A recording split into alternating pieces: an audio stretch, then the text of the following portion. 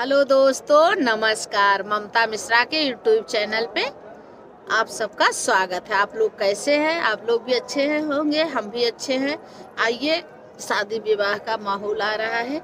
15 दिन के बाद शादी आने वाली है, 1 फरवरी से। आइए, एक बहुत सुंदर सी दुल्हन उतारते समय का एक बहुत प्यारा, बहुत सुंदर से गाना सुनते हैं। अगर वीडियो अच्छा लगे कमेंट करके ज़रूर बताना मेरा वीडियो कैसा है, और फुल वॉच करके सुनना। जय श्री राधे राधे। धीरे धीरे पाओ धरा हो दुल्हनिया, धीरे धीरे पाओ धरा हो दुल्हनिया। क्षमा क्षमा बाज रही तोहरी पायलिया, धीरे धीरे पाओ धरा हो दुल्हनिया।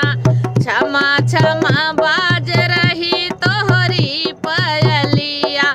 मम्मी भी छुटी गई, पापा भी छुटी गए। मम्मी भी छुटी गई, पापा भी छुटी गए पापा के घरवा, छूट गए पापा के घरवा। धीरे धीरे पाँव धरा हो दुल्हनिया, धीरे धीरे पाँव धरा हो दुल्हनिया।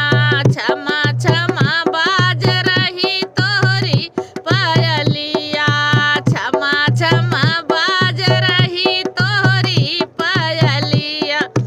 अरे भैया भी भैया वो भाभी दोनों छुटी गए। भैया ओ भाभी छूटे, बहना भी छुटी गई। भैया ओ भाभी छूटे, बहना भी छुटी गई।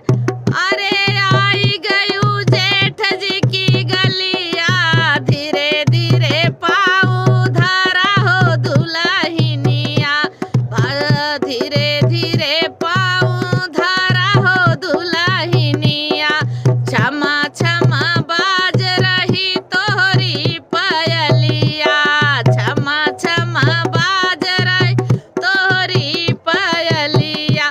सखिया भी छुटी, सखिया सहेलर सब केहू छुटी गए।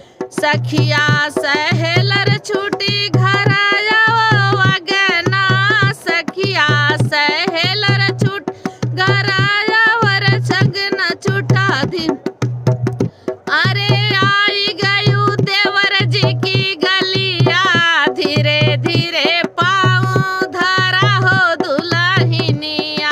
क्षमा क्षमा बाज रही तोहरी पायलिया, क्षमा क्षमा बाज रही तोहरी पायलिया। बागा बगीचा छूटे, बागा बगीचा छूटे घर वगना, बागा बगीचा छूटे घर वगना।